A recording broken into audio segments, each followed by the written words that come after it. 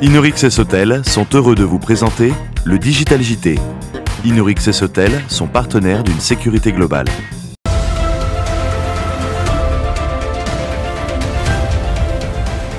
Bienvenue dans ce premier numéro de décembre du Digital JT d'Agora News Sécurité. Bonjour à toutes, bonjour à tous, bonjour Patrick.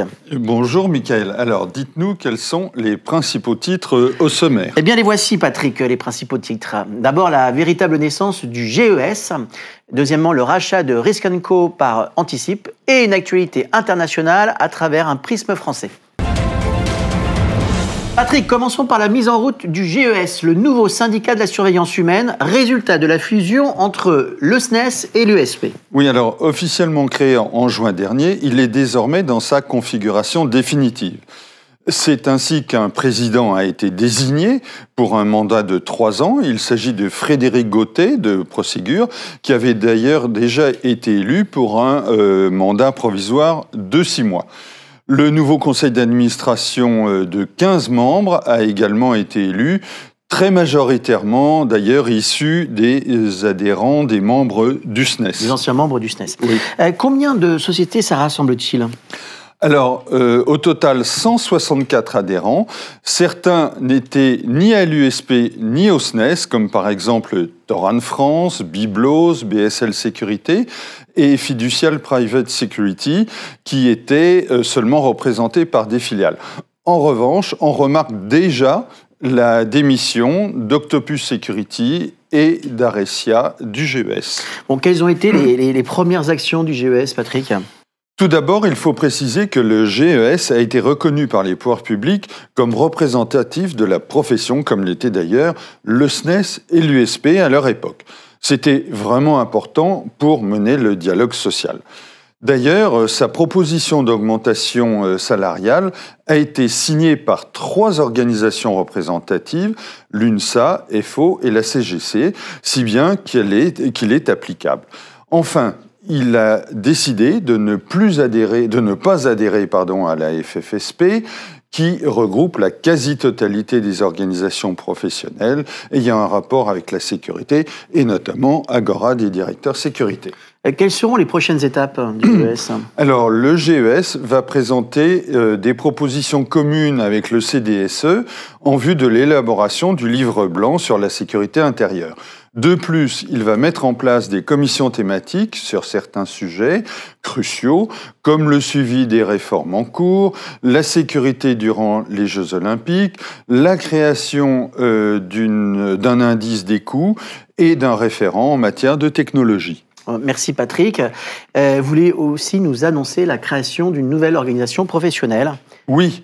Il s'agit d'une entité baptisée Organisation des professionnels de la sécurité événementielle, c'est-à-dire OPS en abrégé, présidée par Franck Chavouchian. D'ailleurs, il y a un face au syndicat avec Franck Chavouchian que j'avais eu le plaisir d'interviewer. Quelles sont ses orientations ? Alors, l'OPS veut mettre en avant les spécificités de son métier en prévision des grands événements sportifs des prochaines années, notamment les Jeux Olympiques de 2024. Ce sera évidemment l'occasion d'une coopération poussée entre la sécurité publique et la sécurité privée. Quels sont les souhaits de l'OPS ? Alors, elle estime que la réglementation actuelle n'est pas adaptée à ses activités, notamment en ce qui concerne le droit du travail. La sécurité événementielle nécessite en effet une forte réactivité et souvent des missions très courtes. D'accord. Alors, du nouveau du côté des nominations, je crois. Oui, Damien Stiberg, ancien commandant de la garde républicaine, a été nommé à la tête de Scutum Security First, la filiale de Scutum qui est spécialisée dans la sûreté à l'international.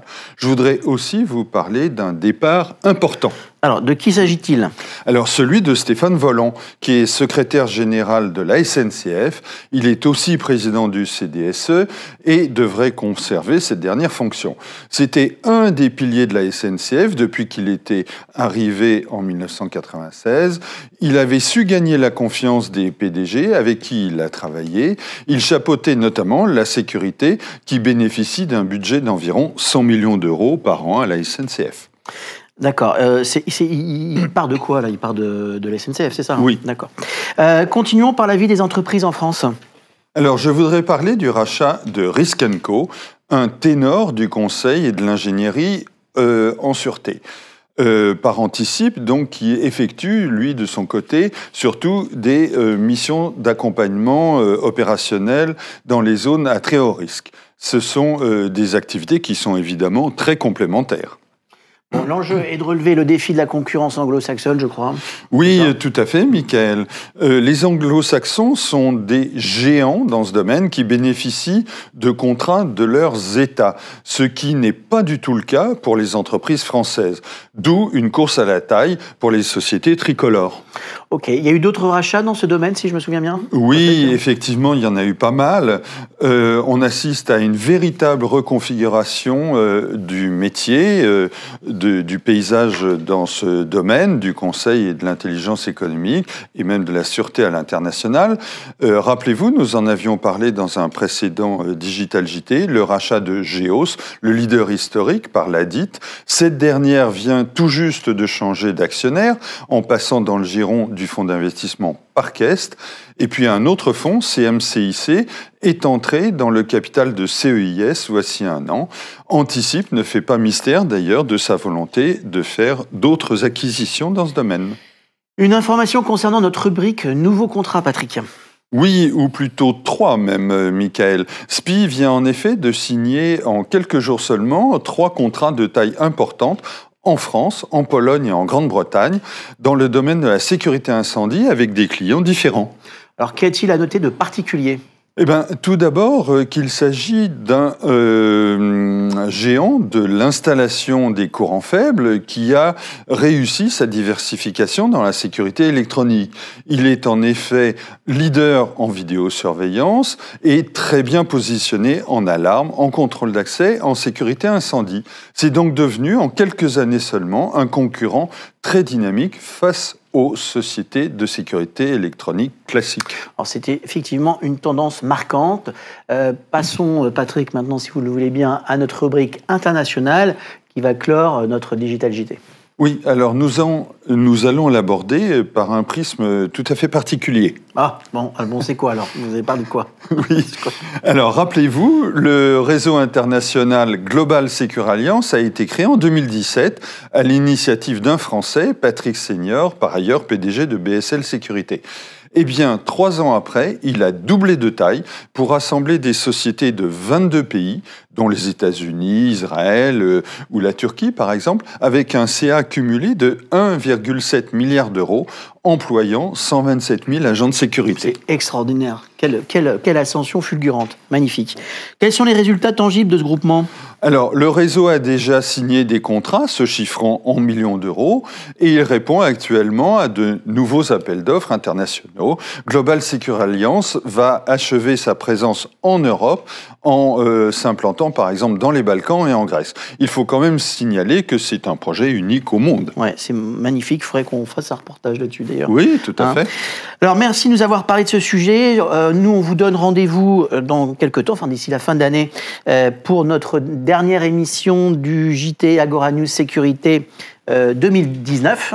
Et après, on se reverra en 2020 pour un prochain Digital JT. Mais bien sûr, il y aura d'autres émissions que vous aurez l'occasion de voir d'ici le 31 décembre dans Agora News Sécurité, comme Face au syndicat, Éclairage, le Fenech Security Talk, Parcours, Overseas, et voilà, et plein d'autres émissions. Et puis, il y aura aussi des nouveautés en 2020, mais on vous en parlera lors de notre prochaine émission du Digital JT d'Agora News Sécurité. Un grand merci à toutes et à tous de nous avoir suivis. Merci Patrick, et à très vite. Oui, au revoir Michael. Inorix et Sotel vous ont présenté le Digital JT. Inorix et Sotel sont partenaires d'une sécurité globale.